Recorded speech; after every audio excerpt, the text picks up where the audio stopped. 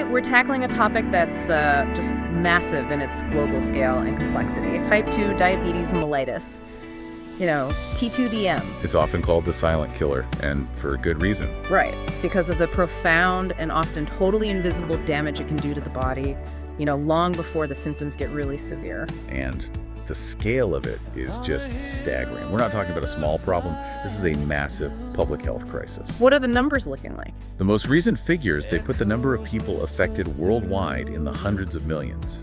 And the projections show that number just soaring, maybe to nearly 700 million by 2045. Wow. Yeah, it's a health emergency. And it's tied very, very closely to global shifts in lifestyle. That kind of magnitude, it just demands a proper deep dive into the physiology. For decades, the explanation for T2DM was pretty simple, like a two-part model. Right, the body resists insulin, and then the pancreas fails. Exactly. But the research you've pulled together shows that this fear is, it's pretty outdated now. So our mission today is to move beyond just those two pillars and really understand the 8 key mechanisms that define T2DM as a true multi-system failure. Okay, let's unpack this. The traditional model is still the essential starting point. You can't ignore it. But it is incomplete. At its core, T2DM is a chronic metabolic disease. It's characterized by prolonged high blood sugar or hyperglycemia. So simply put, the glucose that's supposed to be fueling your cells just gets trapped in the bloodstream. Precisely. The body just can't process it effectively. So let's really solidify those 2 foundational mechanisms first, because they are still, as you said, the core of the problem. They are absolutely the foundation. The first one is insulin resistance. This happens in what we call peripheral tissues, so think your muscle, fat, and liver cells. Okay. And you can think of insulin as a key. Its job is to unlock the door on your cells so that glucose can get out of the bloodstream and go inside to be used for energy. But in insulin resistance, the lock is jammed. That's a perfect analogy. The locks on those cell doors are jammed. The key is turning, but the door won't open. The glucose can't get in. And the body's first reaction, I assume, is to try and compensate for this jammed lock by just What? flooding the system with more keys. Exactly. More and more insulin. But that compensation, it eventually fails. And that brings us to the second foundational issue, beta cell dysfunction. So this is the pancreas. This is the pancreas. Yeah. The beta cells are the little factories in the pancreas that manufacture insulin, and they just can't keep up with this overwhelming demand. And here's a really shocking detail from the sources. No. By the time a person is actually diagnosed with T2DM, these vital beta cells have often lost about 50% of their ability to function. 50%, that's huge. It is. And that decline doesn't just stop there. It continues. It gets worse over the course of the disease. So you have this combination of resistance, the jammed locks, and then an insufficient supply of the keys needed to even try to open them. But this is where it gets, for me, really interesting, because the modern expanded view says that this high blood sugar is actually the result of, 8 distinct parts of the body all malfunctioning at once? That's right. When you look at the pathophysiology of it, you realize it's not just the pancreas and the muscle cells. It's a multi-organ system breakdown. We've identified 8 key players in this unfortunate metabolic symphony. Okay, so let's walk through them. We've covered the first 2, insulin resistance and beta cell failure. What are the other 6? Well, let's start back at the pancreas. We move from the beta cells to the alpha cells, which leads to mechanism number 3, increased glucagon secretion. Now, most people have heard of insulin, but glucagon is less known. Right, and it does the exact opposite of insulin. Glucagon's job is to raise blood sugar. In T2DM, the alpha cells they go rogue, they become insensitive to the body's needs, and just pump out excessive glucagon, even right after you've eaten a meal. So it's actively working against you, raising your sugar levels right when they're already going up from food. Precisely. It worsens those post-meal sugar spikes. So the pancreas is failing on 2 fronts. Too little insulin, and way too much of its counter hormone, glucagon. A double whammy from one organ. What's next on the list? Mechanism number 4 takes us to the liver. This one is increased glucose production in the liver. And the liver's job is to regulate this, right? It is. It's supposed to release glucose when you need it, say when you're fasting overnight. But when the liver itself becomes resistant to insulin's signal to stop making sugar, you get stuck in the on position. I see. So it's just constantly churning out sugar. Constantly. And that leads directly to high fasting blood sugar levels, which is often what you see first thing in the morning before you've even had a bite to eat. And that leads right into the next mechanism, which involves fat tissue. How does fat make the liver problem even worse? Yes. Mechanism number 5 is increased fat tissue breakdown, or lipolysis. When your fat tissue becomes insulin resistant, especially the visceral fat, the dangerous stuff around your organs, it breaks down way too quickly. And that releases, well, It releases huge amounts of glycerol and fatty acids into the bloodstream. And here's the critical link. The liver uses those very fatty acids and glycerol as the raw materials to create even more glucose. so it's a feedback loop. The resistant fat is feeding the overactive liver. A powerful, destructive feedback loop. Okay, that's a huge connection. Let's move on to the gut. The gut seems to be the hero in so many metabolic stories. Well, in this case, it's a hero that's been sidelined. This is mechanism number 6, the reduced incretin effect. Incretins, what are they? They're hormones, mostly GLP-1 and GIP, that your gut releases after you eat. Their job is vital. They send a signal to the pancreas to immediately ramp up insulin production and, just as importantly, to cut back on that glucagon we just talked about. The natural response to a meal. Yes, but in people with T2DM, the sources show the effectiveness of these hormones is significantly diminished. This weak gut signal means the body loses its natural rapid ability to handle the sugar coming in from the meal. So the body misses that critical window to manage a meal efficiently. What about the organs that are supposed to actually use the glucose? That brings us right to mechanism number 7, reduced glucose uptake in muscle. Your muscle cells are the body's primary glucose consumers. They're supposed to just soak it up, especially after a meal or when you're active. But because they are insulin resistant? They can't. They can't efficiently pull that glucose out of the blood to use for energy, so the sugar's just left circulating, causing damage. Okay, so that's 7. Now for a surprising player you mentioned earlier, the kidney. Right, mechanism number 8, increased glucose reabsorption in the kidneys. Your kidneys are filters. They filter your blood, and normally they let some excess glucose get excreted. Okay, that makes sense. But they also have a mechanism, a channel called an SGLT2 transporter that's designed to reabsorb most of that glucose back into the body to conserve energy.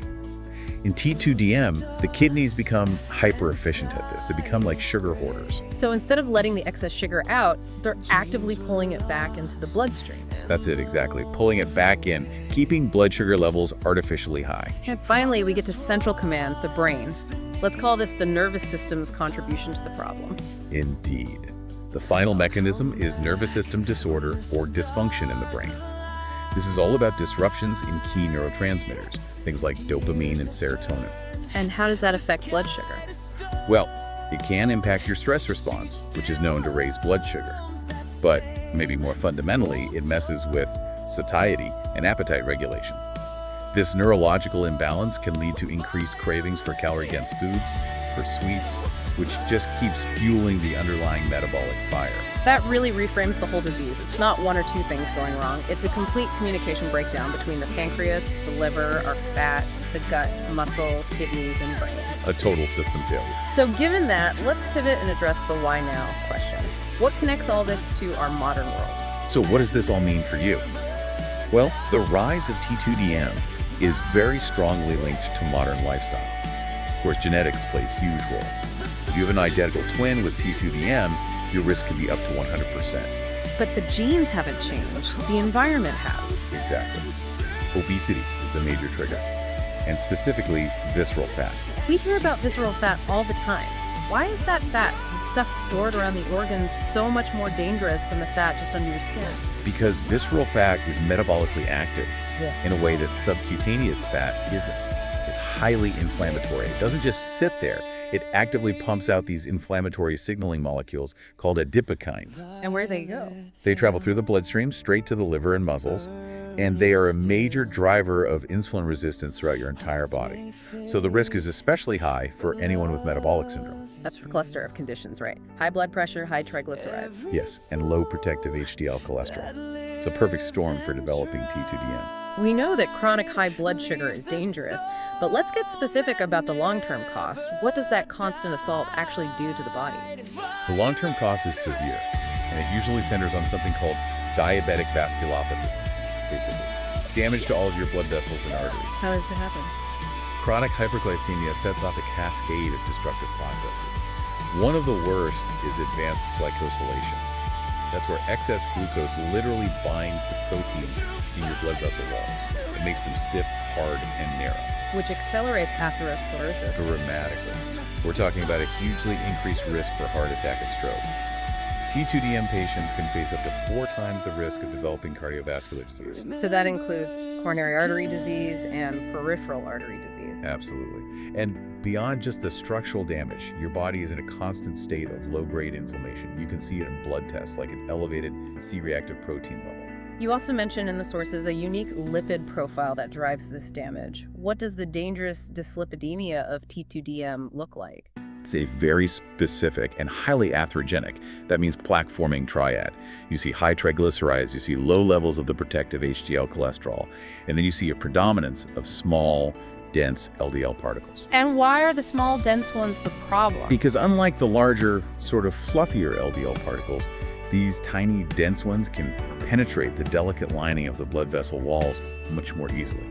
Once they're inside, they get oxidized and contribute directly to forming plaque and clots. So understanding that T2DM is driven by 8 different system failures, that must mean treatment has to be just as comprehensive. You can't just chase blood sugar numbers. That is the entire paradigm shift in modern diabetes care.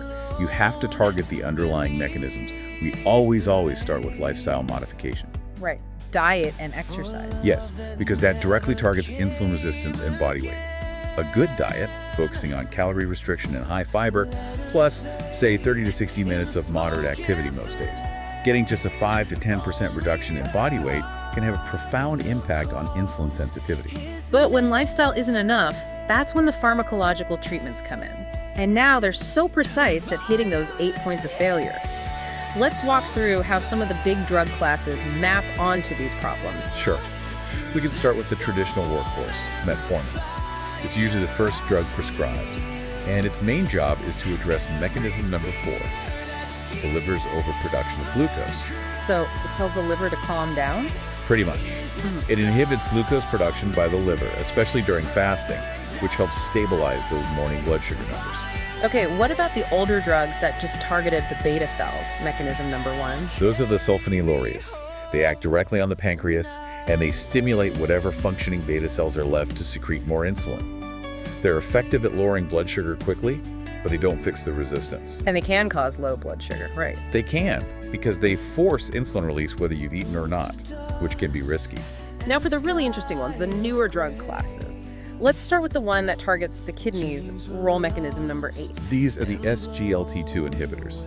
SGLT2 stands for sodium glucose cotransporter 2. Drugs like empagliflozin and dapagliflozin, they work by blocking that hyper-efficient channel in the kidneys. The one that was hoarding sugar. Exactly. By blocking it, they force the kidneys to excrete that excess glucose into the urine. You literally pee out the sugar. And what's been fascinating to discover is that this mechanism provides incredible protective benefits for the heart and the kidneys themselves, far beyond just lowering blood sugar. That's a huge win. A drug that manages sugar while also protecting the most vulnerable systems. Okay, let's tackle the failure of the gut signaling system mechanism number 6, the incretin effect. That's where the GLP-1 receptor agonists have been revolutionary. GLP-1 is that natural incretin hormone. These drugs mimic it, and their effects are so powerful because they hit multiple mechanisms all at once. Okay, so what do? They boost insulin release, they curb that excessive glucagon output from the alpha cells, they slow down how fast your stomach empties, and they act on the brain to reduce appetite and cravings. So they hit mechanisms 1, 3, and 9. That appetite suppression is why many of these are now famous as weight loss drugs. Absolutely. Their multi-pronged approach and their proven cardiovascular benefits have made them complete game changers in the field. And then we also have the DPP-4 inhibitors. How are they different?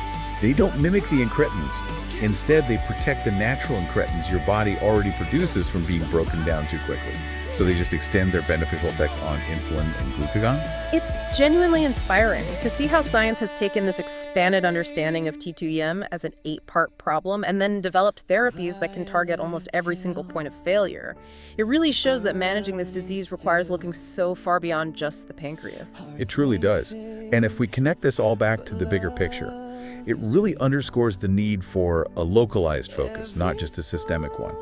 We talked about how insulin resistance comes heavily from excess fat, specifically that visceral fat. Right. So, with that in mind, just consider for a moment the fat stored directly around your vital organs, like the epicardial fat that surrounds the heart muscle itself.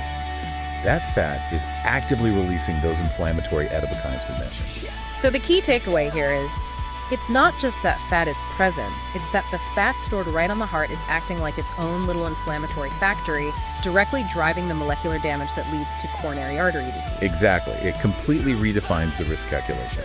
It shows how truly localized fat deposition can dictate your systemic cardiovascular fate, far, far beyond what the number on a simple bathroom scale might ever suggest. That is a critical insight for all of us, understanding that these specific fat deposits are directly feeding inflammation and disease. A profound deep dive into the physiology, the risks, and the incredibly targeted treatment strategies for T2DM. Thank you for guiding us through the sources today. Health is the most precious gift. If this video helped you or someone you love, please like, subscribe, and share so more families can stay safe and healthy.